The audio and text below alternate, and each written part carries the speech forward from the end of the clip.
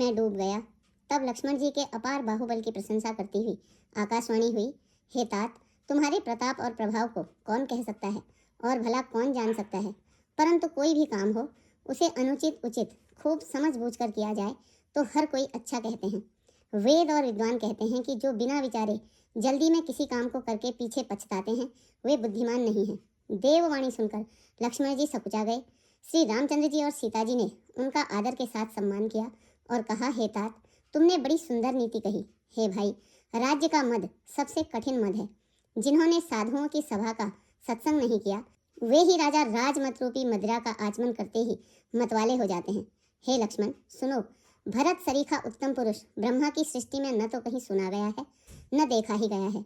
अयोध्या के राज्य की तो बात ही क्या है, ब्रह्मा विष्णु और महादेव का पद पाकर भी भरत को राज्य का मद नहीं होने वाला। क्या कभी कांजी की बूंदों से क्षीर समुद्र नष्ट हो सकता है? अंधकार चाहे मध्याह्न के सूर्य को निगल जाए, आकाश चाहे बादलों में समाकर मिल जाए, गौ के खुर जितने जल में अगस्त्य जी डूब जाएं और पृथ्वी चाहे अपनी स्वाभाविक सहनशीलता को छोड़ दे, मच्छर की फूंक से चाहे सुमेरु उड़ जाए, परंतु हे भाई, भरत को राजमत कभी नहीं हो सकता। हे लक्ष्मण, मैं तुम्हारी शपथ और पिताजी की सौगंध खाकर कहता हूँ, भरत के समान पवित्र और उत्तम भाई संसार में नहीं है। हे तात, गुण रूपी दूध और अवगुण रूपी जल को मिलाकर विधाता इस जगत को रचता है, परंतु भरत ने सूर्यवंश रूपी तालाब में हंस रूप जन्म लेकर गुण और दोष का विभाग कर दिया। गुण रूपी दूध को ग्रहण कर और अवगुण रूपी जल को त्याग कर भरत ने अपने यश से जगत में उजाला कर दिया है। भरत जी के गुण, शील और स्वभाव को कहते कहते श्री रघुनाथ जी प्रेम समुद्र में मग्न हो गए।